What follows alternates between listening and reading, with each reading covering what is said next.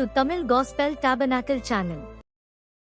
இரண்டாம் சாமுவேல் 21ஆம் அதிகாரம் முதல் 3 வசனங்கள் வாசிப்போம். 2 Samuel chapter 21 first 3 verses. இரண்டாம் சாமுவேல் 21 முதல் 3 வசனங்கள். தாவீதின் நாட்களில் 3 வருஷம் ஓயாத பஞ்சம் உண்டாயிருந்தது.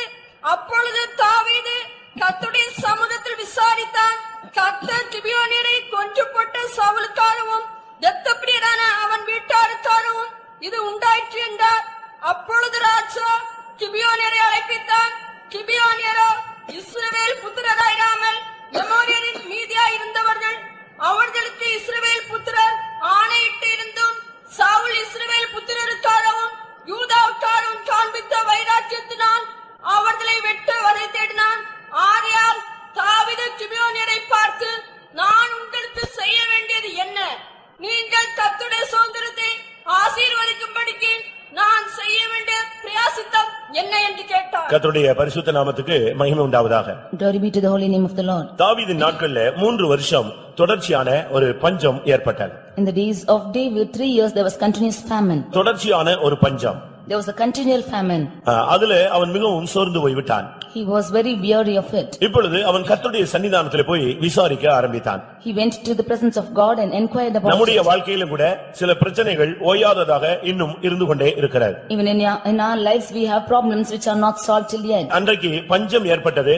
இன்றைக்கு ஓயாத போராட்டங்கள் நம்முடைய வாழ்க்கையிலே அனுமதிக்கப்படுகிறது. Those days it was famine, but in our lives there is continual problems. ஒரு நாள் அல்ல, It's not one day, 2 நாள் அல்ல, not 2 days. 3 வருஷம் ஓயாத ஒரு பஞ்சம் ஏற்பட்டது. It was the famine for 3 years. இன்றைக்கும் கூட உலகத்திலே எவ்வளவு அறிவியல்ல முன்னேறினாலும் இன்னைக்கும் பல தேசங்கள் பஞ்சத்திலே வாடிக்கொண்டே இருக்கிறது. Although the world is advanced in sciences, there are many lands which are filled with famine. நீங்கள் சோமாலியா நாட்டை நீங்கள் பார்த்தால் அந்த நாட்டில் உள்ள பஞ்சம் தலைவிரித்து ஆடுகிறது நீங்கள் பார்க்கலாம். If you should see Somalia, you can see famine which is existing still now. இப்படி ஆரோக்கியமான ஒரு குழந்தையோ இப்படி ஒரு ஆரோக்கியமான ஒரு ஆளையோ அங்க பார்க்கவே முடியாது. You cannot see a healthy child or a man in that place. நீங்கள் அந்த சோமாலியா தேசத்தில் உள்ள அந்த படங்களை பார்த்து நீங்கள் பாருங்கள்.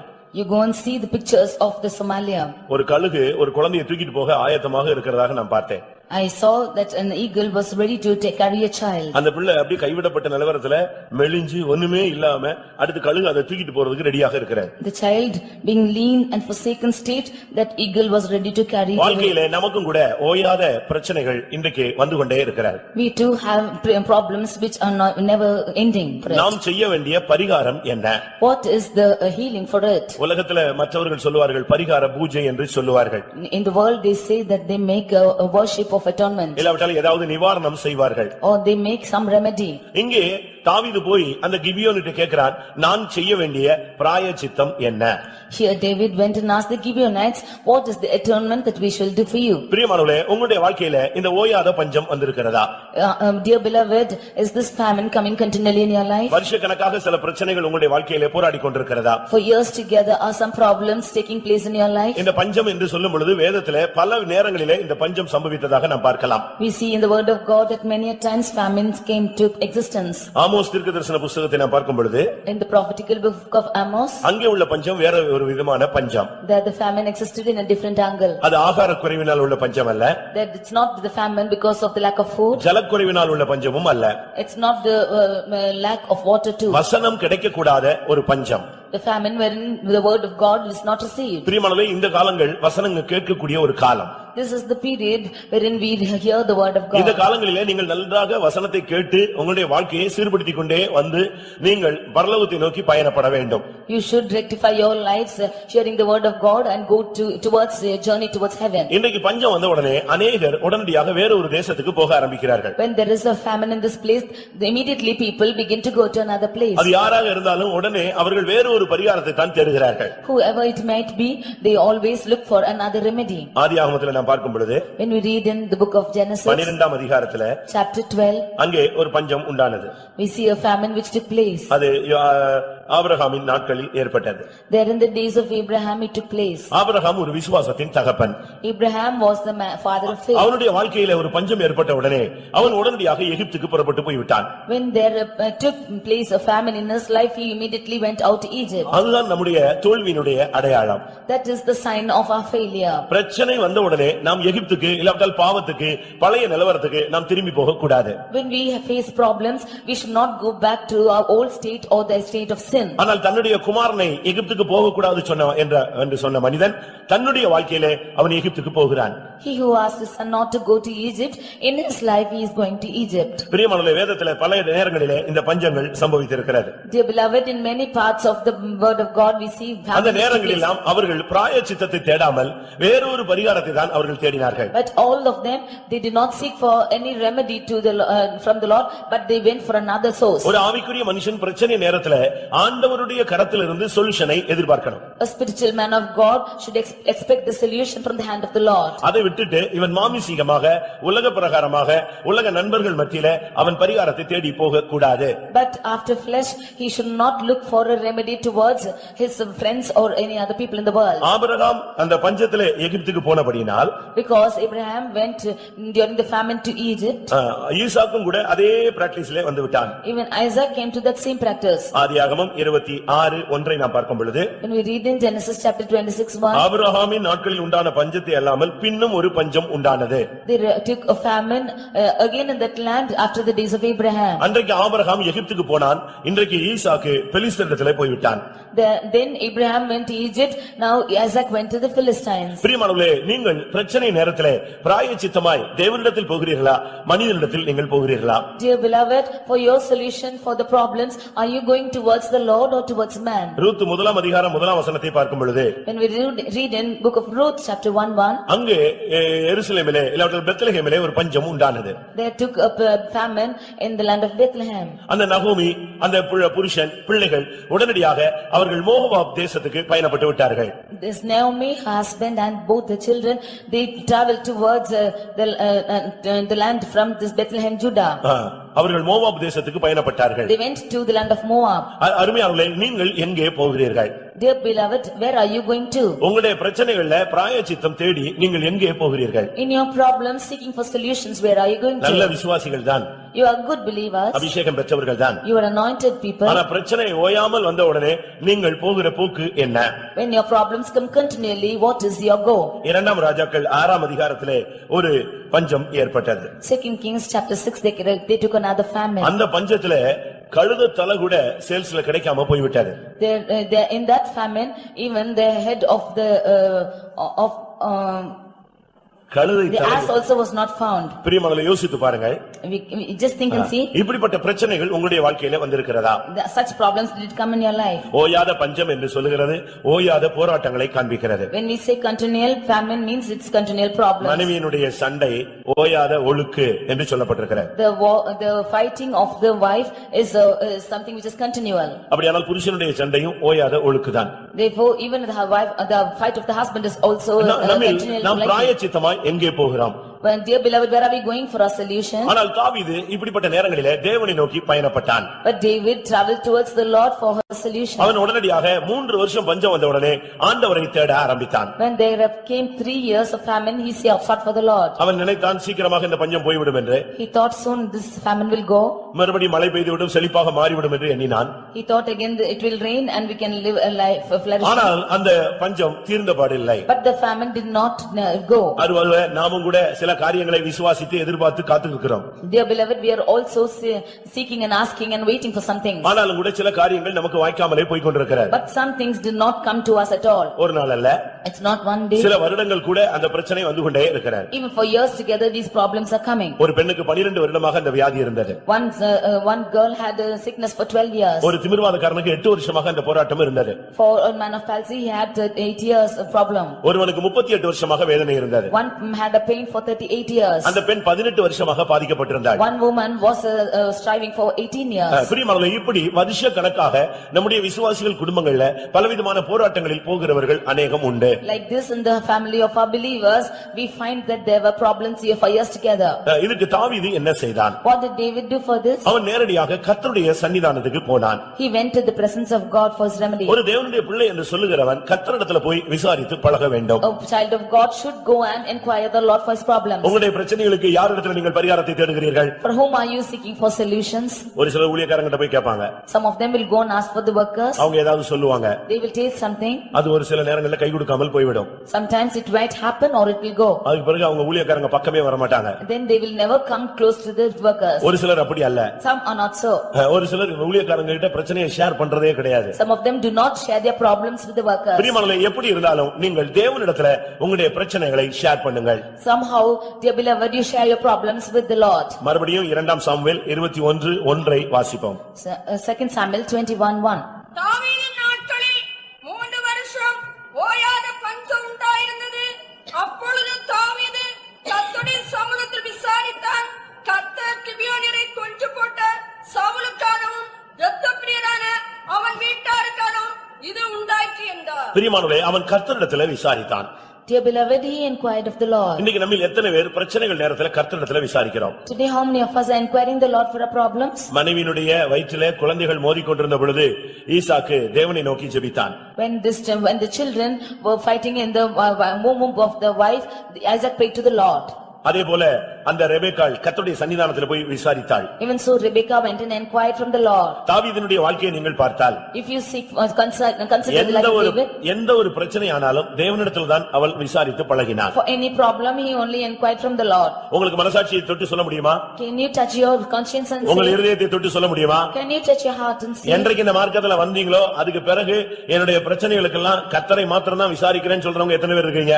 From the time you came to this religion, how many of you can say you have been inquiring your problems from the Lord? கர்த்தரிடத்தில் நீங்கள் விசாரித்தால் தெளிவான ஒரு விடை உனக்கு கிடைக்கும். If you should inquire the Lord, then you can have a right answer. அதை விட்டுவிட்டு Leaving that, ஆபிரகாமை போல நீங்கள் எகிப்துக்கு போக கூடாது. do not go to Egypt like Abraham. அதுபோல ஈசாக்கை போல நீங்கள் பெலிஸ்தருடைய தேசத்துக்கு போக கூடாது. Even so, like Isaac, you should not go to the land of Philistines. அதுபோல நகோமியை போல நீங்கள் மோவாப் தேசத்துக்கு போக கூடாது. Or like Naomi, you should not go to the land of Moab. இது எதை காண்பிக்கிறது? What does this show? உலகம் மாமிசம் பிசாசை நீங்கள் தேடுவதை காண்பிக்கிறது. This shows that you are seeking for the world, sin and Satan. மாம்சமான மனிதனை தேடி உங்களுடைய பிரச்சனைகளுக்கு நீங்கள் பரிகாரத்தை தேடி போகிறீர்களா? Are you going and seeking for fleshly people for your solutions? உங்களுடைய பிரச்சனைகளுக்கு பிசாசை தேடி போகிறீர்களா? Are you seeking for Satan for your solution?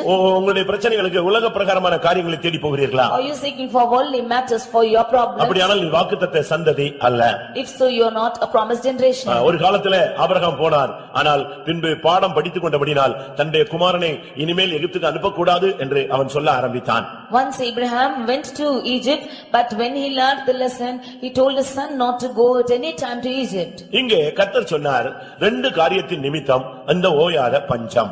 Here the Lord said, because of 2 reasons, this famine is existing. அருமையானவர்களே, நம்முடைய வாழ்க்கையில பிரச்சனைகளுக்கு 2 காரணம் இருக்கிறது. There are 2 reasons for our problems in our life. ஒன்று கிபியோனியரை கொன்று போட்ட Saul. One is Saul who killed Gibeonites. இரண்டாவது இரத்தப்பிரியனான அவன் வீட்டார். Secondly, the people who are bloodshed by இந்த his 2 household. காரணத்துக்காகத்தான் அங்கே ஓயாத பஞ்சத்தை கர்த்தர் அனுமதித்தார். For these 2 reasons, the Lord had admitted this famine which for 3 years. அருமையானவர்களே, உங்களுடைய வாழ்க்கையில கூட பிரச்சனைக்கு 2 காரணம் இருக்கிறது. In your life also there are 2 reasons for your problems. ஆனபடியால் அவன் கிபியோனியரை பார்த்து கேட்டான், நான் செய்ய வேண்டிய பிராயச்சித்தம் என்ன? Therefore he went and feared and asked the Gibeonites, what shall we do? நான் உங்களுக்கு செய்ய வேண்டியது என்ன? What shall I do for you? நீங்கள் கர்த்தருடைய சுதந்திரத்தை ஆசீர்வதிக்கும்படி நான் செய்ய வேண்டிய பிராயச்சித்தம் என்ன? That you might bless the inheritance of the Lord, what is the atonement that I shall make? இன்னைக்கு உலகத்துல பாத்தீங்கன்னா பலவிதமான பரிகாரங்கள் நடந்து கொண்டே இருக்கிறது. You can see many atonements taking place in the world. ஒரு ஆவி போராட்டம்னா உடனே அதுக்கு ஒரு பூஜை செய்வாங்க. If there is a spirit problem, then they make a puja. இன்னைக்கு ஆவிக்குரியவர்கள் என்ன செய்றார்கள்? What are spiritual people doing தங்களுடைய today? பிரச்சனை வந்த உடனே இருக்கிற எல்லாருக்கும் போஸ்ட் கார்டு எழுதி போடுறாங்க. When your problems are coming, immediately you write postcards to all. உடனே அவர் அங்க இருந்து பதில் அனுப்புவார். Immediately you get a reply from them. இப்படி தான் இன்னைக்கு அநேகர் தங்களுடைய வாழ்க்கையில பலவிதங்களிலே பிராயச்சித்தத்தை தேடுகிறார்கள். Like these people are seeking for atonement in their life. ஆனா ரெண்டு காரணம் என்பதை பிராயச்சித்தம் பண்ண வேண்டிய ரெண்டு காரியத்தை கர்த்தர் இந்த காலை வேளையிலே நமக்கு வெளிப்படுத்துகிறார். But the Lord is revealing two reasons for atonement in this morning. ஒன்று கிபியோனியரை கொன்று போட்ட Saul. One is Saul who killed the Gibeonites. இந்த கிபியோனியர் தேவனுடைய ஜனங்களோடு ஒப்புரவாகி இருந்தார்கள். These Gibeonites had made reconciliation with the people of God. எல்லாரும் ஒரு உடன்படிக்கை பண்ணி அவர்களோடு இணைந்து இருந்தார்கள். They had made a covenant with the people of God and was united with ஆனா them. சவுல் என்ன செய்தான்? But what did Saul do? இஸ்ரவேல் ஜனங்களுக்காக, But for the children of Israel, யூதா குடும்பத்துக்காக for the tribe of Judah, வைராக்கியம் காண்பித்து அந்த கிபியோனியரை கொன்று போட ஆரம்பித்தான். he began to be zealous for it and slew the Gibeonites. பிரியமானவர்களே, நாம் சரியான காரணம் இல்லாமல் இரத்தம் சிந்தக்கூடாது. Without a proper reason, we should not shed blood. சரியான காரணம் இல்லாமல் நாம் இரத்தம் சிந்தினால் நாம் தேவனுடைய ஆலயத்தை கட்டி எழுப்ப முடியாது. Without proper reason, if we should shed blood, then we cannot build the temple of the Lord. ஒரு நாள் சவுலை சீமையை தூஷிக்க ஆரம்பித்தான். Once Shimei began to despise him. என்ன தூஷித்தான்? What did he despise like? இரத்த பிரியனான மனுஷனே தொலைந்து போ என்று சொன்னான். Oh bloody man, you depart, you depart. அந்த இரத்த பிரியனான மனுஷன். You are a bloody man. அப்படியானால் நாம் இன்னைக்கு இரத்தம் சிந்துகிறோமா? If so, are we shedding blood today? தாவீது ஏன் தேவனுடைய ஆலயத்தை கட்ட முடியாமல் போய்விட்டது? Why was David not able to build the temple of the Lord? அவன் கைகள் இரத்தத்தினால் நிறைந்திருந்தது. His hands was full of blood. ஆனபடியால் அவனால் தேவனுடைய ஆலயத்தை கட்ட முடியாமல் போய்விட்டது. Because of this, he was not able to build the temple of the Lord. பிரியமானவர்களே, உங்களோடு இளைப்பாறுதலோடு சமாதானத்தோடு இருக்கிறவர்களோடு நீங்கள் பிரச்சனை பண்ணி கொண்டிருக்கிறீர்களா? Dear beloved, are you making problems with the people who are in peace and safety? இல்லாவிட்டால் இரத்தம் சிந்தும்படியான ஒரு போராட்டம் உங்களுக்குள் இருக்கிறதா? Or are you having problems to shed blood? இந்த ரெண்டு ஆவியும் ஒரு மனிதனுக்குள்ள இருந்தால் பிரச்சனை விஸ்வரூபம் எடுத்துக்கொண்டே இருக்கும். Both these problems, if these are existing in a man, then the problems will continue. கர்த்தர் சொன்னார், இந்த ரெண்டு காரியத்தினால் தான் இந்த பிரச்சனை என்று சொன்னார். The Lord said, only because of these two reasons this problem is existing. உடனே இவன் போய் அந்த கிபியோனியரை கூப்பிட்டு நான் என்ன செய்ய வேண்டும் என்று கேட்டான். Immediately he called the Gibeonites and asked them what he shall do. அவங்க என்ன சொன்னாங்க தெரியுமா? What did they say? இந்த சவுலுடைய குமாரர்கள் இருக்கிறார்கள், அவர்களை கொன்று போட்டால் இந்த பிரச்சனை முடிவுக்கு வந்துவிடும், அதுதான் பிராயச்சித்தம் என்று சொன்னார்கள். They said, you have the sons of Saul, if you should kill them, that is the atonement. பிரியமானவர்களே, நீங்கள் இரத்த பிரியர்களாக இருக்கிறீர்களா? Have you seen bloodshed people? சங்கீதம் 5ஆம் சங்கீதத்திலே பார்க்கும் பொழுது, When you read in Psalm 5, 5ஆம் சங்கீதம் 6ஆம் வசனத்திலே 5th Psalm verse 6, இரத்த பிரியர்களை வாசிங்கள். பொய் பேசுகிறவர்களை அழிப்பீர், இரத்தப் பிரியனையும் சூதுள்ள மனுஷனையும் கர்த்தர் அருவருக்கிறார். இரத்த பிரியனை கர்த்தர் அருவருக்கிறார். the Lord is abhorring the bloody man. இன்றைக்கு இரத்த பிரியர்களாக நாம் மாறும் பொழுது நம்மை தேவன் அருவருத்து நம்முடைய பிரச்சனைகளை மறுபடியும் நீடிக்க அனுமதிக்கிறார். When we are bloody people, then the Lord will abhor us and make our problems to continue. அருமையானவர்களே, உங்களுடைய வாழ்க்கையில இந்த இரத்த பிரியர்களாக கர்த்தர் அருவருக்கிற ஏதாவது வாழ்க்கை நமக்குள்ளே இருக்கிறதா? Therefore in our lives, do we have a life wherein the Lord will abhor? இந்த இரத்த பிரியர்களை எப்படி கண்டுபிடிக்க முடியும்? How can we find this bloody people? எல்லாரும் ஒயிட் அண்ட் போட்டிருக்கிறோம், ஒயிட் அண்ட் ஒயிட் போட்டிருக்கிறோம். We are all putting white and white. அமைதியாக வந்து கர்த்தருடைய சன்னிதானத்துல உட்கார்ந்து இருக்கிறோம். We are silently sitting in the presence of God. ஆனா இரத்த பிரியர்களை எப்படி கண்டுபிடிப்பது? So how can we find out this bloody people? நீதிமொழிகள் 29:10 பார்க்கும் பொழுது, Proverbs 29:10 when we read, உத்தமர்களை அவர்கள் பகைப்பார்கள். they will honor the upright people. வாசியுங்கள். இரத்தப் பிரியர் உத்தமனை பகைக்கிறார்கள். இரத்த பிரியர்கள் உத்தமனை பகைப்பார்கள். They will hate the upright. பிரியமானவர்களே, ஆவிக்குரிய ஜனங்களை இவர்கள் வெறுக்க ஆரம்பிப்பார்கள். They will start to hate the spiritual people. ஜெபிக்கிறவனை பிடிக்காது. They will not like people who pray. விசுவாசத்துல நிற்கிறவனை பிடிக்காது. Those who stand in the faith, they will not like. ஆவிக்குரிய அபிஷேகம் பெற்றவனை பிடிக்காது. Those who have the spiritual anointing, they will not like. கர்த்தரை நேசிக்கிறவனை பிடிக்காது. Those who love the Lord, they will not like. உத்தமமாய் வாழ்கிறவர்களை பிடிக்காது. Those who live upright life, they will not like. விசுவாசத்துல நிற்கிறதான ஜனங்களை பிடிக்காது. They will not like the people who are living in faith. ஆனா யாரை பிடிக்கும்? Whom do they like? யாரை பிடிக்கும்? Whom do they like? பிரச்சனைக்குரியவர்களை பிடிக்கும். Only those who are problem makers. கூட்டத்துக்கே வரமாட்டான். They will not come to the church. அபிஷேகத்துல நிரம்பவே மாட்டான். They will never get filled in the spirit. பரிசுத்தவான்களுடைய ஐக்கியத்துல இருக்கவே மாட்டான். They will not be in the fellowship of the saints. இப்படிப்பட்டவர்களோடு அவனுக்கு ஐக்கியம் ஜாஸ்தி இருக்கும். With such people, they have their unity. இந்த இரத்த பிரியர்களுடைய அடையாளம் உத்தமர்களை பகைப்பார்கள். The bloodthirsty people are the ones who hate the upright. ஆபிரகாமை குறித்து ஆண்டவர் பேசும் பொழுது, நீ எனக்கு முன்பாக நடந்து கொண்டு உத்தமனாய் இரு என்று பேசினார். When the Lord spake to Abraham, he said, you walk before me and be thou upright. அப்படியானால் இந்த உத்தமனை பகைக்கக்கூடிய நல்ல விசுவாசிகளை நாம் பகைப்போம். விசுவாசத்துல தடுமாறவனுக்கெல்லாம் நமக்கு ரொம்ப ஃப்ரெண்ட்ஷிப்பா இருப்போம். If so, we will hate the ones who are a good believer or are upright and be friends with those who are not so. இரண்டாம் சாமுவேல் The second Samuel 21ஆம் அதிகாரம் chapter 21. 8-9 வசனங்களை பார்க்கும் பொழுது When we read it verses 8 and 9. அங்கே சவுலின் பிள்ளைகள் 2 பேர், சவுலின் மகளின் பிள்ளைகள் 5 பேர். Here we see the sons of Saul are two and 5 of the people who were begotten of his wife. இந்த 7 பேரை அழித்தால் உன்னுடைய வாழ்க்கையில இருக்கிற போராட்டத்துக்கு பிராயச்சித்தம் உண்டாகும். Only when you are killing these 7 people, there can be atonement in your life. சவுலுடைய 2 குமாரர்கள், The 2 sons of Saul, அடுத்து சவுலின் பிள்ளைகள் 5 பேர், and the 5 sons of Saul, இல்லாட்ட சவுலின் மகளின் பிள்ளைகள், all the sons of daughter of Saul. அவங்க சொன்னாங்க இவங்களை நீ அழித்து விட்டால் இந்த பஞ்சம் நீங்கிவிடும். They said if you should destroy them, then the famine will cease. இரண்டாம் சாமுவேல்ல 21ஆம் அதிகாரத்தில் 2 Samuel chapter 21 6ஆம் வசனத்தை நான் பார்க்கும் பொழுது verse 6. அவன் குமாரரில் 7 பேர் சவுலின் ஊராகிய கிபியாவிலே இருக்கிறார்கள்.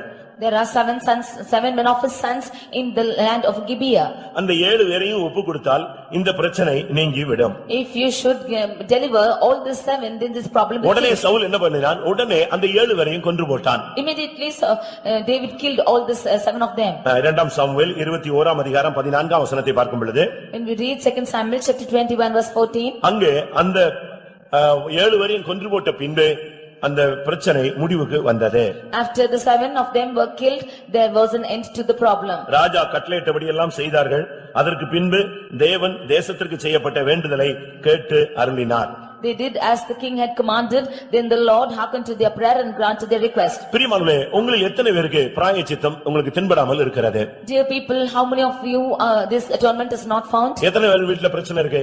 How many of you have problems in your houses? எத்தனை பேருடைய ஊழியத்துல பிரச்சனைகள் இருக்கு? How many of you have problems in your ministries? எத்தனை பேருடைய தொழில்ல ஓயாத போராட்டங்கள் இருக்கிறது? How many of them have problems in their workplace? எத்தனை பேர் வீட்ல ஓயாத பிரச்சனைகள் இருக்கிறது? How many of them have problems continually in your houses? எத்தனை பேருடைய தொழில்ல ஓயாத போராட்டங்கள் இருக்கிறது? How many of your business you facing continual problem? உங்களுக்கு இந்த கேள்விக்கு பதில் சொல்ல முடியும்.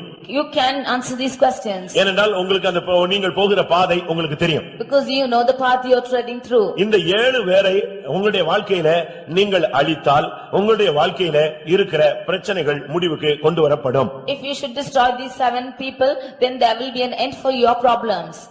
5 பிள்ளைகள், அடுத்து 2 பிள்ளைகள். First is the 5 children and the 2 children. இந்த 7 பேரையும் தாவீது கொன்று போட்டு அவர்களை ஒப்பு கொடுத்தான். All these 7 David killed and he yielded them to the Lord. உடனே பஞ்சம் மாறி போனது. Immediately the famine ceased. அதோடு அந்த ஓயாத பஞ்சம் அவனுடைய வாழ்க்கையிலேயே இல்லாமல் போய்விட்டது. And after that this famine never came back in his life. இன்றைக்கு ஆராதனை முடிந்து நீ வீட்டுக்கு போகும் பொழுது இந்த பிராயச்சித்தத்தை நீ செய்து முடித்தால் இனிமேல் உன்னுடைய வாழ்க்கையில, ஊழியத்துல, பிசினஸ்ல, வீட்ல இந்த ஓயாத பிரச்சனைகள் வராது, வரக்கூடாது. Today after this meeting, if you should make this atonement, then in your life, in your family, in your business, these problems will never come back again. நான் சுருக்கமாக இந்த 7 பிள்ளைகளை உங்களுக்கு சொல்லுகிறேன். I will in short tell about these 7 children. இல்லாவிட்டால் 7 சுபாவங்களை உங்களுக்கு சொல்லுகிறேன். These are the 7 characters of them. அந்த 7 காரியங்கள் என்ன? What are the 7 things? இந்த 7 காரியங்களை நீங்கள் அழித்தால் உங்களுடைய பிரச்சனைகளுக்கு பரிகாரம் உண்டாகும். நீங்க அந்த ஓயாத பிரச்சனையிலிருந்து வெளியே வந்துருவீங்க. If you would destroy these 7 characters, then you will be coming out of your problems and be delivered. இது சவுலுடைய வாழ்க்கையிலே சம்பவித்த 7 காரியங்கள். These are 7 things which occurred in the life of Saul. இத நீங்க கரெக்ட் பண்ணாதான் உங்களுடைய பிரச்சனைக்கு முடிவு வரும். Only if you correct these, then there will be an end for your problems. உங்களுக்குள்ள பிரச்சனையை நீங்க வச்சுக்கிட்டு பிரச்சனை தீரணும்னு சொன்னா எப்படி முடியும்? Keeping the problems within yourselves, if the problem should cease, how will it be? பிசாசுக்கு இடம் கொடுத்துட்டு மறுபடியும் பிரச்சனை பிசாசு போணும் சொன்னா எப்படி போகும்? Giving room for the devil, you cast out devil, how will it go? பிரியமானவரே, உங்களுக்கு இந்த 7 காரியங்களை நான் உங்களுக்கு முன்பாக வைக்கிறேன். I keep these 7 things before you. இந்த 7 காரியத்தை நீங்கள் சரிப்படுத்துங்கள். இனிமேல் உங்களுடைய வாழ்க்கையில இந்த ஓயாத பிரச்சனை வராது. You rectify these 7 things in you and this problem will never come back to you. அன்னைக்கு ரொம்ப சிம்பிளா 7 பிள்ளைகளையும் கொன்று போட்டான்.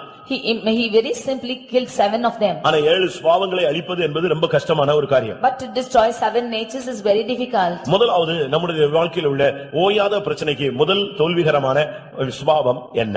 The first nature which is defeating us is 1 Samuel 18ஆம் அதிகாரம் chapter 18 9ஆம் வசனம். verse 9. 1 Samuel 18:9.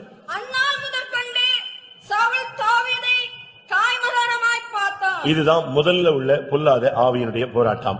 This is the first reason for the problem. பார்வையில் உள்ள மாற்றம். The change in the eye. ஒரு தேவனுடைய மனிதனுடைய பார்வை எப்பொழுதும் தெளிவாக இருக்க வேண்டும். The sight of any man of God should be very clear. அதுவரை அவன் தாவீதை நல்ல விதத்திலே பார்த்தான். Till then he looked upon David in a good manner. ஆனா என்னைக்கு சவுல் கொன்றது 1000 தாவீது கொன்றது 10000 சொன்னாங்களோ அன்றிலிருந்து அவனுடைய பார்வை வித்தியாசப்பட்டு போனது. From the day they said that Saul had slain his thousands and David his 10,000s, his eye became different. பிரியமானவர்களே, இந்த முதல் குழந்தை என்று சொல்லுகிறது இந்த முதல் சுபாவத்தை காண்பிக்கிறது. This first man is child is this first character. உங்களுடைய பார்வை எப்படி இருக்கிறது? How is your eye? பரிசுத்தவான்களை எப்படி பார்க்கிறீர்கள்? How are you looking at the saints? ஊழியர்களை எப்படி How பார்க்கிறீர்கள்? are you looking at the workers? ஒரு விசுவாசியை எப்படி பார்க்கிறீர்கள்? How are you looking at the believers? மனைவியை எப்படி பார்க்கிறீர்கள்? How are you looking at the other உன்னுடைய wife? புருஷனை எப்படி பார்க்கிறாய்? How are you looking at the husband? ஒரு தேவனுடைய பிள்ளையை நீ எப்படி பார்க்கிறாய்? How are you looking at the child of God? உன்னுடைய பார்வை காய்மகாரமாக வித்தியாசமான விகற்பமான தவறான எண்ணங்கள் உன்னுடைய பார்வையில வந்துவிட்டால் அது உன்னுடைய வாழ்க்கையிலே ஓயாத பிரச்சனைக்கு ஒரு காரணமாக அமையும். If you have a different eye or you are eyeing somebody, then there will be a problem which is not existing. ஒரு தேவனுடைய பிள்ளை முதலாவது இந்த பார்வையில தெளிவை பெற்றுக்கொள்ள வேண்டும். One child of God should have a clearance in his sight. ஊழியக்காரங்களா பாருங்க. You should see the workers and them by themselves. பரிசுத்தவான்களாய் பாருங்கள். You see the saints as the saints. ஒரு விசுவாசியை விசுவாசியாய் பாருங்கள். You look at a believer as a believer. வயதில் மூத்தவனை ஒரு மூப்பனாக பாருங்கள். You look at the elder, those who are elderly to you as உங்களுடைய elder. வயதில் சிறந்த சிறியவர்களை உங்களுடைய பிள்ளைகளாக பாருங்கள். Those who are smaller to you, you look them as the children. அப்படித்தான் தீமோத்தேயுவிலே சொல்லப்பட்டிருக்கிறது. That is how it is told in Timothy. முதிர் வயது உள்ளவர்களை நீ எப்படி எண்ண வேண்டும்? How you should count the people who are elder to you. வாலிப சகோதர சகோதரிகளை நீ எப்படி எண்ண வேண்டும்? How you should count the young brothers and sisters. சவுலுடைய வாழ்க்கையில முதல் பிரச்சனையே இந்த பார்வையில உள்ள போராட்டம் தான். In the life of Saul, the first problem is in his sight. அந்த காதுல அந்த வார்த்தை கேட்டதிலிருந்து அவனுடைய பார்வை குழப்பமாகி மாறிவிட்டது. From the day he heard the voice resounding in his ears, this was a problem. நமக்கு கூட சில சந்தேக விதைகளை சத்துரு விதைத்து விடுகிறான். Sometimes there is a seed which is sown in us. இல்லாவிட்டால் களையை பிசாசு நமக்குள்ளே விதைத்து விடுகிறான். Satan is sowing these tares in us. அதுக்கு பிறகுதான் வீடுகளிலே ஓயாத பிரச்சனையை நாம் கண்டுபிடிக்கிறோம். Only after that we have continual problems in our house. உங்களுடைய பார்வை எப்படி இருக்கிறது? How is your sight? இந்த பார்வை அன்றைக்கு மாறினதிலிருந்து சாகுற வரைக்கும் மாறவே இல்லை. From the day that sight changed that day till his death it never changed. அதுக்கு பிறகு தாவீது எத்தனையோ ட்ரிப் அவன் டைரக்டா பார்த்தான். After that David saw him many times.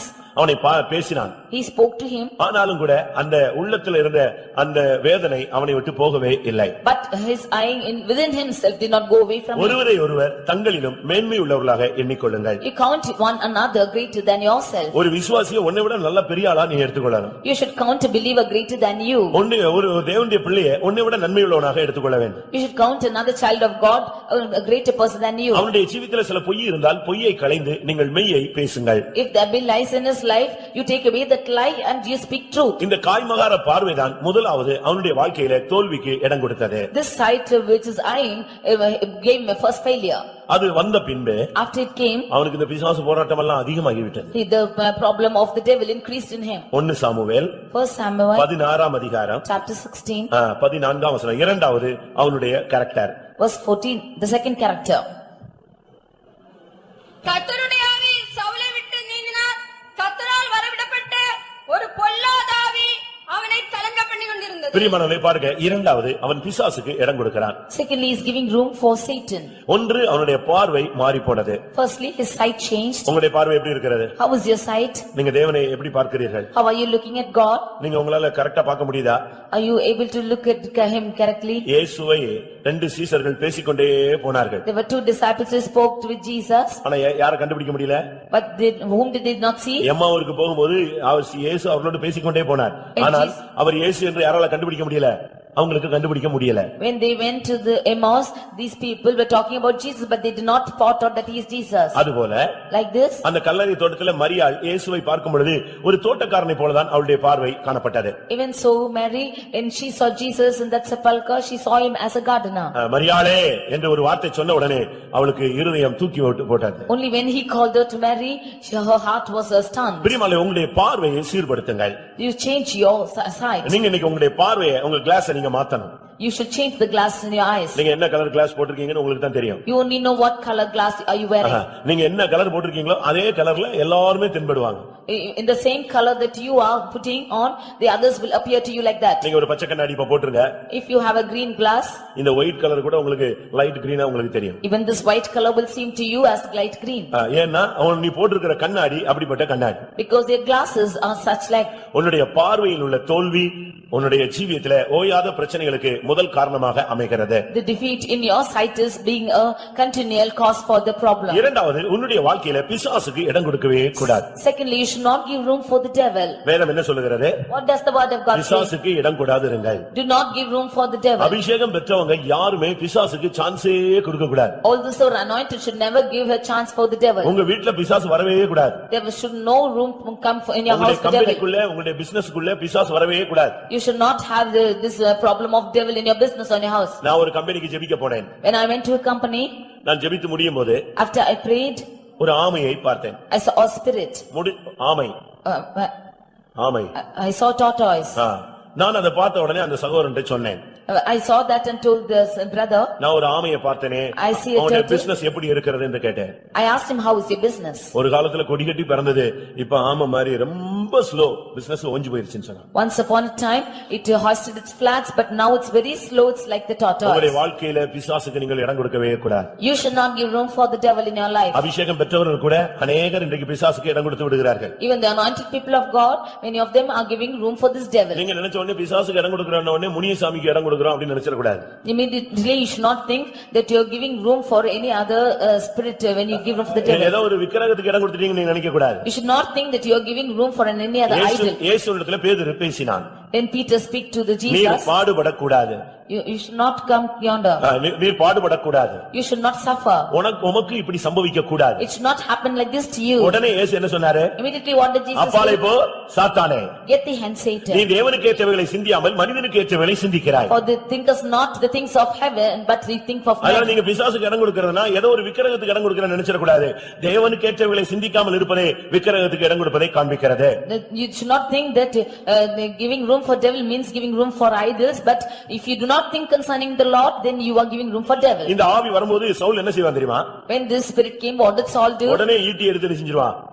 வீசிடுவான். Immediately he will take his sword and he will அந்த throw. ஆவியினுடைய அடையாளம் அதுதான். That is the sign of the spirit. அதுபோல உங்களுக்குள்ள இந்த ஆவி வரும்பொழுது நீங்கள் தாறுமாறா பேசுவீங்க. Even so, when the spirit comes in you, you will speak somewhat. வித்தியாசமான ஈட்டிகள் உங்களுக்குள்ள இருந்து புறப்படும். There will be different weapons which are flowing up from you. வித்தியாசமான கருத்துக்கள் உங்கள் வாயிலிருந்து வரும். You will have different words which proceed out of your mouth. அந்த பிசாசு வரும்பொழுது when that Satan comes, அவன் அரண்மனையில சிங்காசனத்துல இருந்தாலும் கலங்குவான்.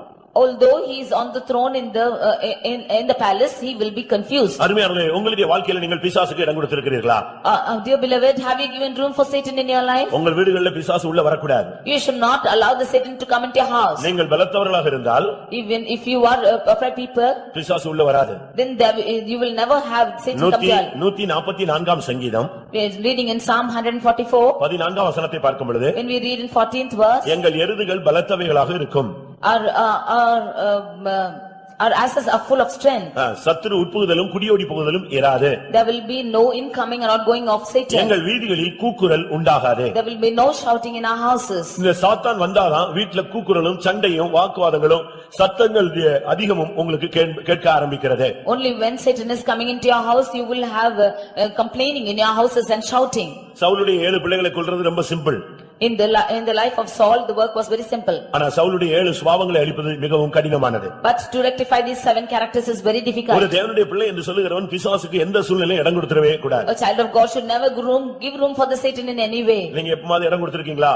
Have you given room for it? அப்படி நீங்க இடம் கொடுக்கும் பொழுதுதான் உங்களுடைய வாழ்க்கையில தோல்விகள் ஓயாத பிரச்சனைகள் தலையெடுக்க ஆரம்பிக்கிறது. If you give room for the Satan, you have problems which are continual and never getting an end. நீங்க உட்கார்ந்து அனலைஸ் பண்ணி பார்க்கணும். You just analyze yourself. ஏன் பிரச்சனை? Why is this problem? அது நீங்க உட்கார்ந்து ஆராய்ச்சி பண்ணி பார்க்கணும். Or you search out. இங்க தாவீது உட்கார்ந்து கர்த்தருடைய சன்னிதானத்துல போய் விசாரித்தான். Here David is sitting here and inquiring in the presence of the Lord. அது அவனுக்கு பதிலை கொண்டு வந்தது. It brought the answer for him. நீங்க மனுஷனை தேடி போகாமல் பிராயச்சித்தம் செய்யும்படியாக தேவனை நோக்கி போங்கள். Don't seek for the men, but you go seek for the atonement from the Lord. மூன்றாவதாக, thirdly, முதலாம் சாமுவேல் 1 Samuel 22ஆம் அதிகாரம் chapter 22 18ஆம் வசனம். verse 18. அங்கே ஊழியர்களை அழித்தான். He there beat the workers. அப்பொழுது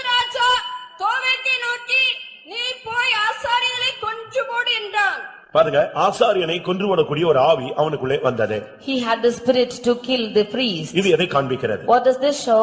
என்றைக்கு உனக்கு ஓயாத பிரச்சனை வருதோ அதுக்கு காரணம் நீ ஊழியத்திலிருந்து கொஞ்சம் கொஞ்சமாய் ஒதுங்குவாய். When you have problems continually in your life, then you will be departing away from the workers. பிரியமானவர்களே, நம்ம எல்லாரும் ஊழியர்கள்.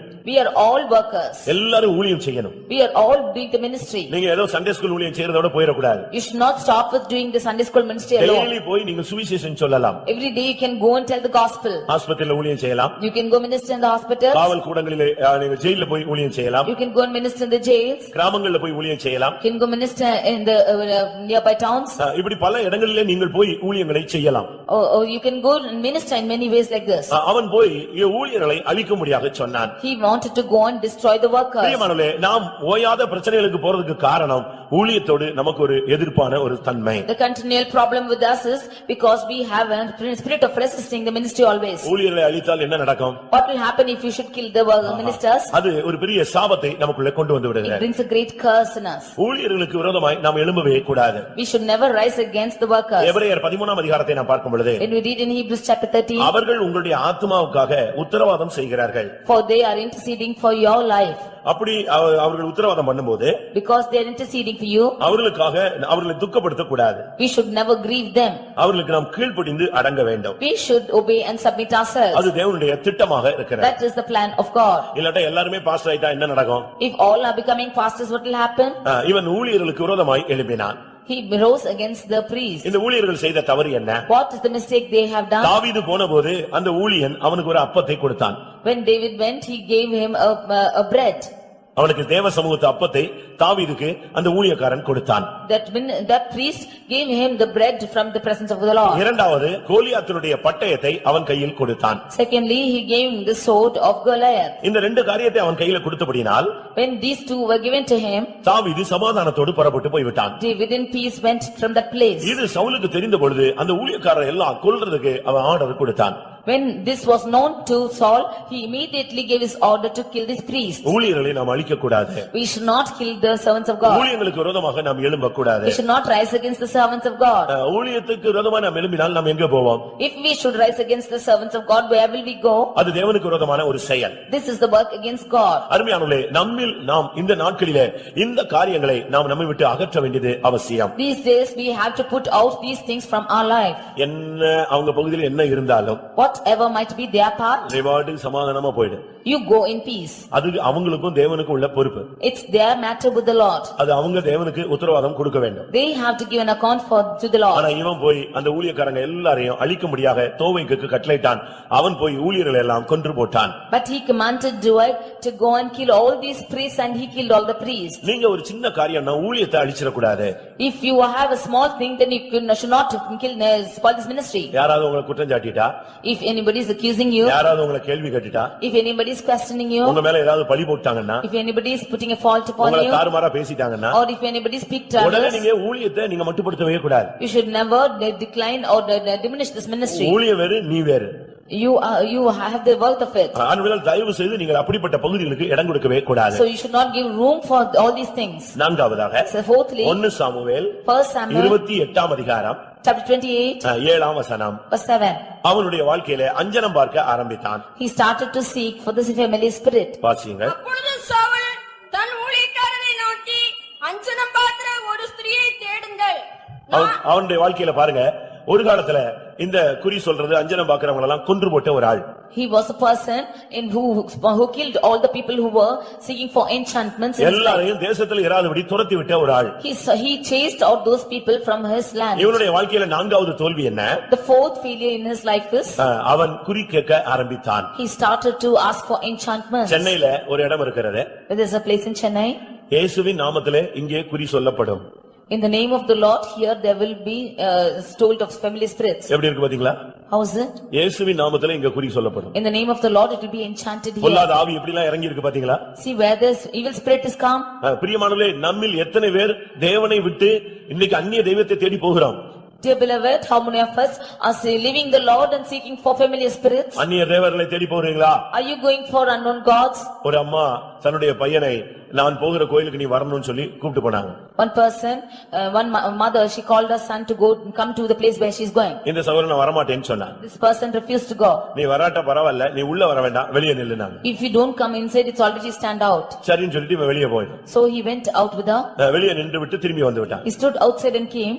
ஆனா அந்த ஆவி அவனை பிடிச்சிருச்சு. But that spirit got hold of him. அந்த ஆவி பேசும்போது சொல்லுது, நீ என் சன்னிதானத்துக்கு வராட்டாலும் என் சன்னிதானம் இருக்கிற இடத்துக்கு நீ வந்துட்ட. Although you did not come to the place where I am, you came to the doorstep of the place where I am. நீங்க யாராவது அந்நிய தெய்வத்தை தேடி போறீங்களா? Are you seeking for unknown gods outside? மந்திரங்களை தேடி போறீங்களா? Are you going for enchantments? எதுக்கு இந்த வார்த்தையை கர்த்தர் பேசுறாரு? Why is the Lord speaking this? ஏன் இன்னைக்கு இந்த பிரசங்கத்துல இந்த வார்த்தை பிராயச்சித்தத்துக்கு வருது? Why is this message coming out of an atonement? உங்கள யாரோ அஞ்சனம் பார்க்கிற ஆவி உங்களுக்கு உள்ள இருக்கிறது. Some of you have the spirit of enchantments. நீங்க யாரோ ஒரு ஆள் இப்படிப்பட்ட காரியங்களில் ஈடுபட்டிருக்கிறீர்கள். One person is out here is entangled in this matter. இல்லாவிட்டா தேவனுடைய வார்த்தை வெறுமையாய் வராது. Or this word will not come emptily. அப்படி யாராவது செய்கிறீர்களா பிரியமானவர்களே? Are you doing like this? நீங்க அப்படி போகும்போது when you go, உங்களுடைய வாழ்க்கையில பிரச்சனை சால்வ் ஆகவே ஆகாது. You will never have your problem solved in your life. பிரச்சனை ஓயாத பிரச்சனையாக தான் இருந்து கொண்டே இருக்கும். The problem will only continue. ஒரு நாள் அல்ல, not one day. வருஷக்கணக்கா இந்த பிரச்சனை நீடித்து கொண்டே இருக்கும். But for years together this problem will exist. யாராவது அப்படி போறீங்களா? Are you going like this? சொந்தக்காரங்க கூப்பிட்டாங்க என்று சொல்லி because your relatives called. ஒரு ஊழியக்காரன் சாட்சி சொன்னார். One minister, one worker of God said like this. அவரே அவங்க தகப்பன் ஒரு இந்து கோயிலுக்கு இழுத்து கொண்டு போனார். His father took him to an Hindu temple. அப்போ இவன் போய் ஊழியக்காரர்ட்ட கேட்டான். Then he went and asked the servant of God, நான் போகவா வேண்டாமா? shall I go or not? அப்ப அந்த ஊழியக்காரர் என்ன சொல்லிவிட்டாரு? Then the servant of God said, போகாதன்னு சொல்லாம தகப்பனுக்கு கீழ்ப்படின்னு சொல்லிட்டாரு. He said, he did not ask him not to go, he said obey your father. சரின்னு சொல்லி இவர் அந்த ஊர்ல போய் இறங்கினார். So saying so he went and to that place. இவன் சின்ன பையன். He was a small lad. அங்க போய் இறங்கின உடனே because friend when he went there, அவங்க பெரியப்பா வந்து கழுத்துல கைய போட்டு இவனை அப்படியே இழுத்தே கொண்டு போய் அந்த கோயிலுக்குள்ள விட்டார். His elder father, he called him and put him his hand on his shoulder and took him to the temple. இவன் வாலிப பையன், அவரை எதிர்த்து ஒண்ணுமே செய்ய முடியல, அழுதுகிட்டே போய்ட்டான். He was a young lad, could not resist him, so crying he ஆனா went. உள்ளுக்குள்ள ஆவியானவர் போராடி கொண்டே இருந்தார். But within him the spirit of God was striving. இப்ப அந்த கோயில்ல கொண்டு போய் நிப்பாட்டியாச்சு. Now he was placed in that temple. இப்ப அவனை பிரதிஷ்டை மாதிரி பண்ணதுக்கு அவங்க ட்ரை பண்ணாங்க. Now they wanted to make a consecration with him. இவன் இனிமேல் இயேசு பக்கம் போக கூடாது. Hereafter he should not go towards Jesus. உடனே அந்த ஆவியை அவங்க வரவழைச்சாங்க. Immediately they called for that spirit. அந்த ஆவி வரவே மாட்டேங்குது. That spirit is not coming at all. இவன் ஆவியில் நிரம்பிக்கிட்டே இருக்கான். This person is filled with the spirit of God. அந்த ஆவி வரவே மாட்டேங்குது. That spirit is not coming.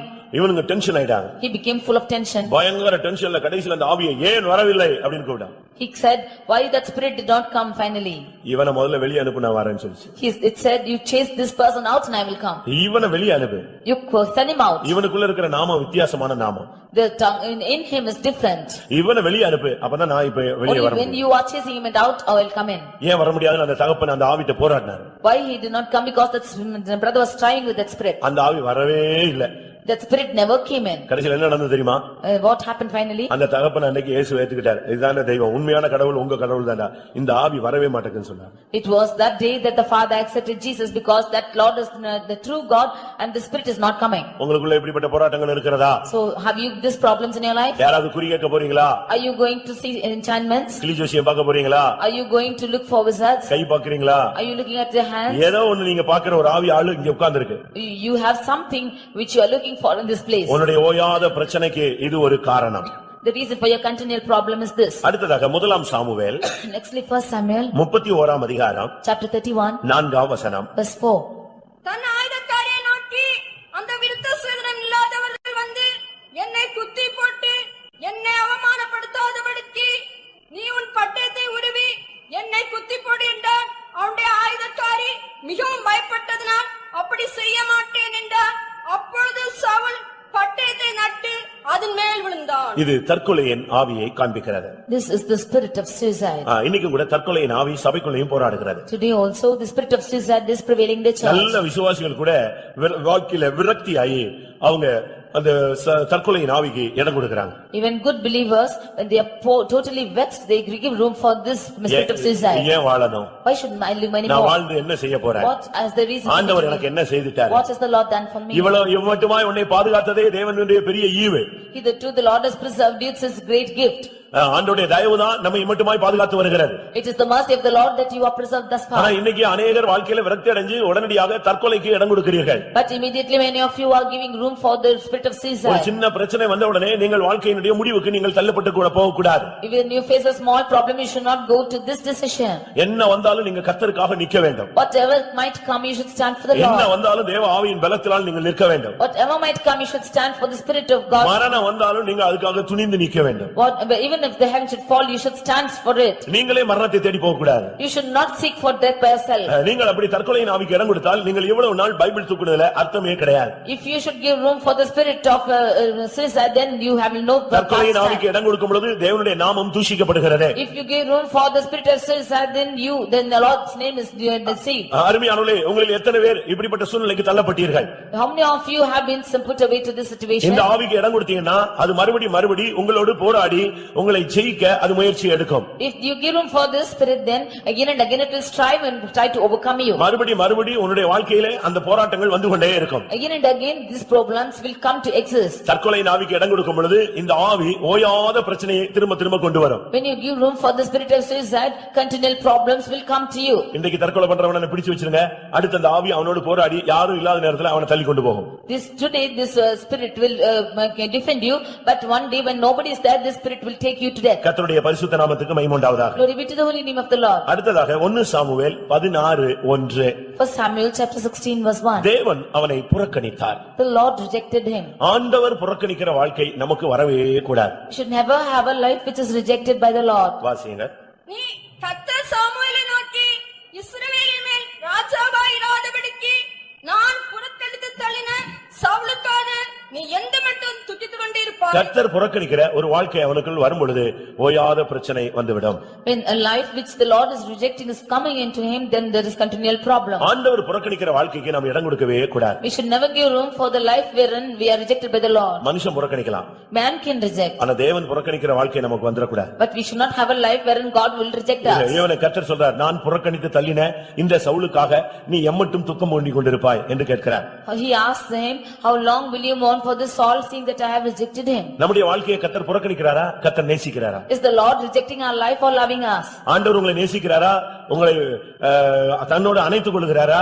தங்க தேவன் புறக்கணிக்கிற ஒரு வாழ்க்கைக்குள்ளே நீங்கள் தள்ளப்பட்டிருக்கிறீர்களா? Is the Lord loving you, or are you cast away into a life and the Lord is rejecting you? நீங்கள் உங்களுக்கு தெரியும் கர்த்தர் உங்களை புறக்கணிச்சிட்டாரா இருக்கிறீங்களான்னு தெரியும்.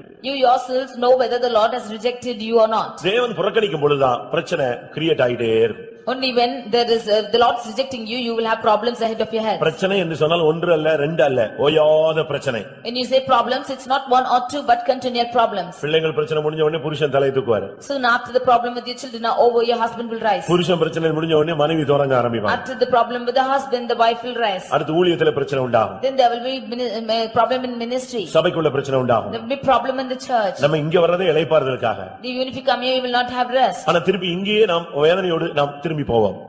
Even from here, you will go back with problems. அருமையானவர்களே, தேவன் புறக்கணிக்கிற வாழ்க்கை உங்களுக்குள்ளே இருந்தால் ஓயாத பஞ்சம், ஓயாத பிரச்சனை வந்து கொண்டே இருக்கும். Dear beloved, if you have a life wherein the Lord is rejecting, you will have continual famine or continual problems. கடைசியில் ஏழாவதாக Finally, 1 நாளாகமம் First Chronicles 17ஆம் அதிகாரம் 13ஆம் வசனம். chapter 17 verse 13. கிருபை விலக்கப்பட்டவனாய் மாறிப்போனான். He became a person who is departing from the grace of God. நான் அவனுக்கு பிதாவாய் இருப்பேன், அவன் எனக்கு குமாரனாய் இருப்பான். உனக்கு முன்னிருந்தவனை விட்டு என் கிருபையை நான் விலகப் பண்ணினது போல அவனை விட்டு விலகப் பண்ணாமல் கிருபையை நான் அவனை விட்டு விலக பண்ணினேன். I have caused my mercy to depart from நீங்க him. யோசிச்சு பாருங்க, கிருபை நமக்கு இல்லன்னா நம்ம எப்படி இருப்போம்? Now is the grace gone away back from towards us? கிருபை இல்லன்னா ஒரு நிமிஷத்துல நம்மள பிசாசு தூக்கிடுவான். Even if we have no grace for a moment, the Satan will take நாம் us away. நிர்மலமாக இருக்கிறது கர்த்தருடைய கிருபை. It is his mercy that we are not forsaken. நீங்கள் கிருபை விலக்கப்பட்ட ஒரு வாழ்க்கைக்குள்ளே, நிர்பந்தமான வாழ்க்கைக்குள்ளே தள்ளப்பட்டு போகவே கூடாது. We should not be cast out in a place wherein this mercy is taken out from us. அருமையானவர்களே, உங்களில் எத்தனை பேர் கிருபை விலகினதை நீங்கள் உணர்கிறீர்கள்? How many of you see that this mercy is departed from you? அவனால ஒரு நாள் கூட நிம்மதியா சாப்பிட முடியாது. Even for one day he cannot eat properly. தாவீதுக்கு விரோதமா எழும்புவான். He will rise up against David. யோனத்தானுக்கு விரோதமா எழும்புவான். He will rise up against Jonathan. மலையை வனாந்தரம் எல்லாம் சுத்திட்டே இருப்பான். He will always be rising against people. திரும்ப சிங்காசனத்துக்கு போவான். Then he will again go to the throne. திரும்ப வனாந்தரத்துக்கு வருவான். Again he will come to the wilderness. மனஸ்தாபப்படுவான். He will again repent. திரும்ப வந்து தாவீதை விரட்டுவான். தாவீதை மறுபடி ஃபாலோ பண்ணுவான். Again he will follow David. இதுதான் அவனுடைய வாழ்க்கையில மறுபடி தோல்வி வந்து கொண்டே இருந்தது. It is the failures which take place in him and again. மறுபடி தோல்வி வரும் பொழுது பிரச்சனை ஓயாததாக தலை தூக்கி காணப்படுகிறது. And again these problems are coming, then these problems are going over his head. தாவீது என்ன பண்ணான் தெரியுமா? What did David do? உடனே இந்த 7 பேரை தேட ஆரம்பிச்சான். He started to search for the 7 of them. இந்த 7 பிள்ளைகளை தேட ஆரம்பித்தான். He searched for all these 7 of them. சவுலுடைய குமாரத்தி மீகாலுக்கு 5 பிள்ளைங்க இருந்தாங்க. Even the 5 sons were born to Michael. அடுத்து 2 பிள்ளைங்க வேற இடத்துல சவுலுடைய பிள்ளைகள் இருந்தாங்க. And 2 sons of Saul were in a different place. மொத்தம் 7 பேரையும் அவன் கொன்று போட்டான்.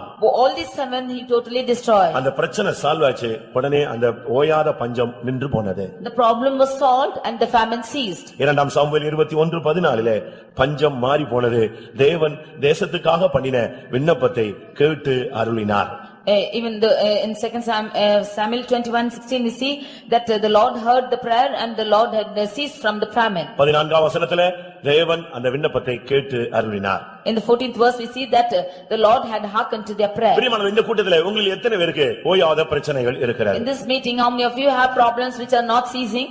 ஓயாத வியாதி, The sickness which is not ceasing. ஓயாத பிசாசின் போராட்டம். Continual power of Satan. நல்ல ஆவியில் நிரம்புறோம், பிசாசு போராடுறான். They will get filled in the spirit but this striving with this evil நல்ல spirit. அபிஷேகத்துல நிரம்பி வீட்டுக்கு போறோம், பிரச்சனைகள் அப்படி இருக்கு. You are getting anointed in the spirit but the problems are still in the house. அது அபிஷேகத்துல உள்ள குறை அல்ல. It's not the shortfall in the anointing. ஆனா நாம் இந்த சவுலுடைய 7 பிள்ளைகளை கொல்லாமலே ஆவியில் நிரம்பிட்டே இருக்கோம். But without killing these 7 sons of Saul we are getting filled in the spirit. இந்த சவுலுடைய ஆவி என்ன தெரியுமா? What are the spirit of Saul? பிசாசுக்கு இடம் கொடுப்பான், ஆவிக்கும் இடம் கொடுப்பான், அபிஷேகத்துக்கு இடம் கொடுப்பான். He will give room for the Satan and also for the spirit of God. எப்படி இருக்கும்னு பாத்தீங்களா? See how it will be.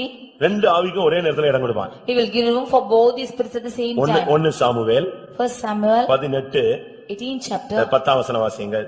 verse 10. மறுநாளிலே தேவனால் விடப்பட்ட பொல்லாத ஆவி சவுலின் மேல் இறங்கிற்று.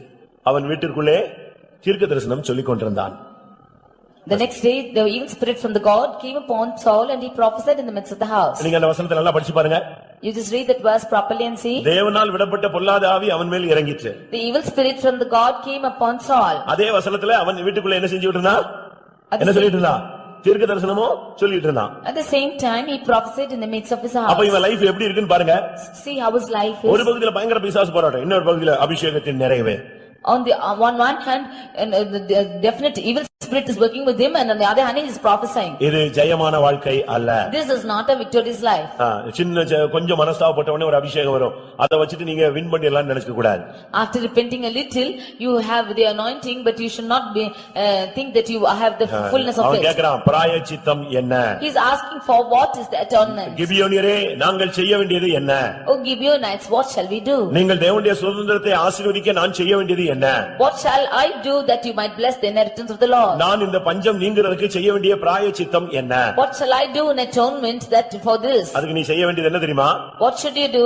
உன்னுடைய பார்வையை மாற்ற வேண்டும். You should change your sight. பிசாசுக்கு இடம் கொடுக்கிற வாழ்க்கையை நிறுத்தணும். You should stop giving room for the devil. ஊழியர்களுக்கு விரோதமான ஆவி உன்னை விட்டு விலகி போகணும். You the spirit against the servants of God should depart from you. அஞ்சனம் பார்க்கிறது, குறி கேட்கிறது, இந்த ஆவிக்கு நீ இடம் கொடுக்க கூடாது. You should not give room for enchantments of familiar spirits. தற்கொலையின் ஆவிக்கு நீ இடம் கொடுக்கவே கூடாது. You should not give for the spirit of suicide. தேவன் புறக்கணிக்கிற வாழ்க்கைக்கு இடம் கொடுக்க கூடாது. You should never give room for the life wherein you are rejected by the Lord. கிருபை விலக்கப்பட்ட வாழ்க்கைக்கு நீ இடம் கொடுக்க கூடாது. You should never give room for the life wherein grace departs from you. கிருபை விலக்கப்பட்டால், உன்னுடைய வாழ்க்கையிலே தேவன் உன்னை புறக்கணித்தால், நீ சாத்தானுக்கு இடம் கொடுத்தால், ஓயாத பிரச்சனை வந்து கொண்டே இருக்கும். If you depart from this mercy of God, if you give room for the Satan in your life, then the problems will continue. எத்தனை பேருக்கு வாழ்க்கையில் உள்ள பிரச்சனை நீங்கணும்னு ஆசைப்படுறீங்க? How many of you want your problems in your life to cease? அப்படி நீங்களும் விரும்புகிறவங்க கண்களை மூடுங்க. So all those who desire, close your eyes. பிரியமானவர்களே, இது ஒரு ஆசீர்வதிக்கப்பட்ட ஒரு நேரம். Dear beloved, this is a blessed time. கர்த்தர் உன்னோடு பேச சொன்னது நான் செய்ய வேண்டிய பிராயச்சித்தம் என்ன?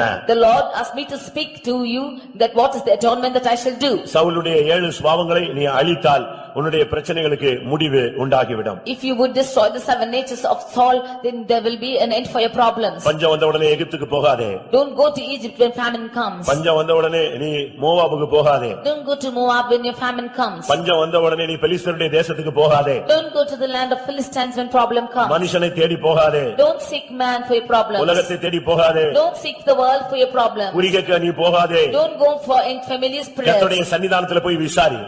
Go to the presence of God and inquire. எல்லாரும் கண்களை மூடுவோம். All close your eyes. பிரியமானவர்களே, உங்களில் எத்தனை பேர் ஓயாத பிரச்சனையை சந்திக்கிறீர்கள்? Dear beloved, how many of you are continually facing problems? அப்படி ஓயாத பிரச்சனையை சந்திக்கிறவங்க கண்களை மூடி முழங்கால் படியிடுங்க. Those who are continually facing problems, you close your eyes and kneel down. முடிந்தா எல்லாரும் முழங்கால் போடலாம். All can kneel down. கர்த்தர் நம்முடைய மத்தியிலே கடந்து The வந்திருக்கிறார். Lord is come in our midst. நீ செய்ய வேண்டிய பிராயச்சித்தம் உனக்கு சொல்லப்பட்டிருக்கிறது. The atonement which you have to do is being told to you. நீ எந்த பூஜையும் செய்ய வேண்டியதில்லை. What you have to you to do? நீ எந்த பூஜையும் செய்ய வேண்டியதில்லை. Don't go for any pujas. எந்த காணிக்கையும் செலுத்த வேண்டாம். Don't give any offerings. நீ செய்ய வேண்டியது உன்னுடைய கேரக்டரை சரிப்படுத்தினால் போதும். But you rectify your character, that is enough. கர்த்தர் உனக்கு உதவி செய்ய கடந்து The வந்திருக்கிறார். Lord has come to help you. ஹalleluya ஹalleluya. பிரியமானவர்களே, எல்லாரும் கண்களை மூடுங்க. என்னுடைய வாழ்க்கையில மறுபடி ஓயாத பிரச்சனைகள் வருகிறது என்பதை ஆவியிலே உணர்கிறேன்னு சொல்றவங்க கைகளை உயர்த்துங்கள். அது மனுஷன் மூலமோ, ஃப்ரெண்ட்ஸ் மூலமோ, குடும்பத்திலேயோ, பிசினஸ்லயோ, சபைக்குள்ளேயோ, மனதிலேயோ, சரீரத்திலேயோ மறுபடி பிரச்சனைகள் வந்து கொண்டே இருக்கிறது. இதுக்கு நீ பிராயச்சித்தம். எகிப்துக்கு போகாதே, பெலிஸ்தருடைய தேசத்துக்கு போகாதே, மோவாப் தேசத்துக்கு போகாதே. கண்களை மூடி, ஆண்டவரே, நான் செய்ய வேண்டிய பிராயச்சித்தம் என்ன என்று எனக்கு சொல்லிவிட்டீர். இந்த சவுலுடைய சுபாவம் என்னிலே 100க்கு 100 அழிக்கப்படட்டும் ஆண்டவரே. அல்லேலூயா. இந்த 7 வல்லமைகளையும் அவன் அழித்த போது உடனே அந்த தேசத்தில் இருந்த பஞ்சம் போய்விட்டது.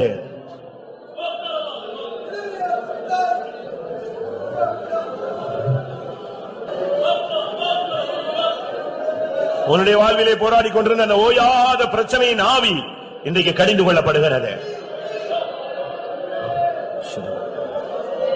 உன் பிள்ளைய, உன் புருஷனை, உன் மனைவிய, உன்னுடைய குடும்பத்தை ஆட்கொண்டிருந்த அந்த ஓயாத ஆவி உன்னை விட்டு இப்பொழுது விலகி போக போகிறார்.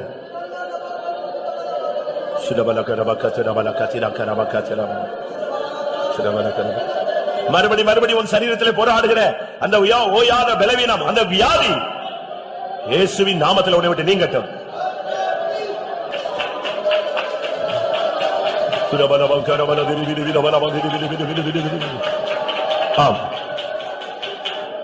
உண்மையாகவே ஓயாத பிரச்சனை எனக்கு இருக்குன்னு சொல்றவங்க 2 பேர்னாலும் கைகளை வைத்துங்க, அவங்களுக்காக ஜெபித்து முடிக்கலாம்.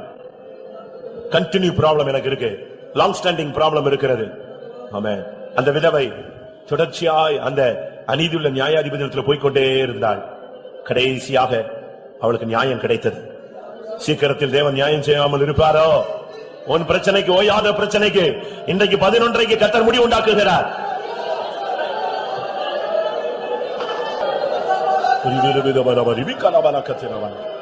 அவன் யாரெல்லாம் கைகளை வைத்திருக்கிறார்களோ அவங்களுடைய குடும்பங்கள்ல, வாழ்க்கையில போராடுகிற அந்த ஓயாத பிரச்சனையின் ஆவியை இயேசுவின் நாமத்தில் கடிந்து கொண்டு அபிஷேகத்தோடு எல்லாரும் ஜெபம் பண்ணுங்கள். இயேசுவின் நாமத்தில் புறப்படு. இயேசுவின் நாமத்தில் அழிக்கிறேன்.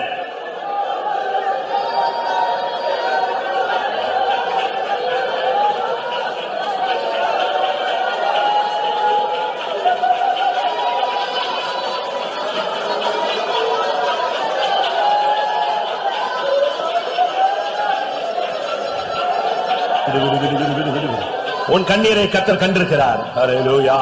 உன் விண்ணப்பத்தை கர்த்தர் கேட்டிருக்கிறார். ஓயாத பிரச்சனை உண்டு பண்ணுகிற ஆவியை இயேசுவின் நாமத்தில் கடிந்து கொண்டிருக்கிறார். அது உன்னை விட்டு புறப்படுகிறது. உன் வீட்டை விட்டு வெளியே போகட்டும்.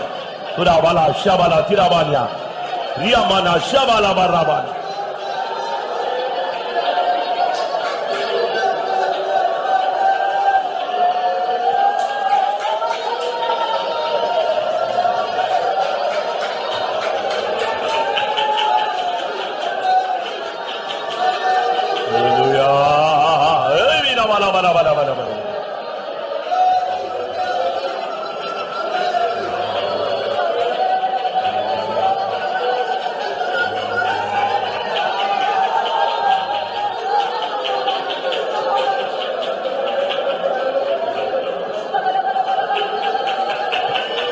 இபல பல பல பல பல பல பல.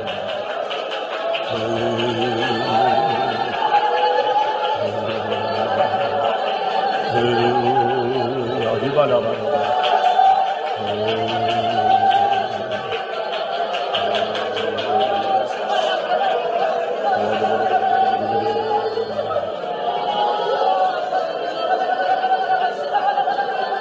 Hallelujah, hallelujah. Ribala bala bala shabala badira bala kade. Hallelujah. Kudabala karabaka tiri bide bala balam tiri.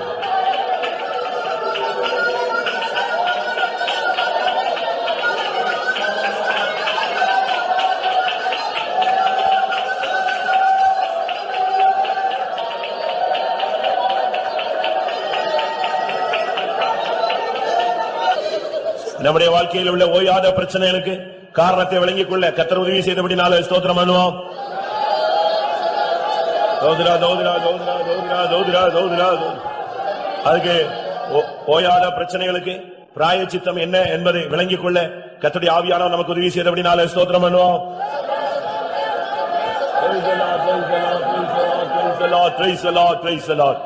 ஜனத்தோடு போராடுகிற சவுலுடைய 7 வல்லமைகளை கர்த்தர் அளித்தபடினால ஸ்தோத்திரம் பண்ணுவோம். ஜனத்தோடு போராடின ஓயாத பிரச்சனைக்கு கர்த்தர் ஒரு முடிவு உண்டாக்கினபடினால ஸ்தோத்திரம் பண்ணுவோம். விடுதலையோடு ஜீவித்து அவரை சந்திக்க உதவி செய்ய முடியாது ஸ்தோத்திரம் பண்ணுவோம். பிதா குமாரன் பரிசுத்த ஆவியானவருக்காய் ஸ்தோத்திரம் பண்ணுவோம்.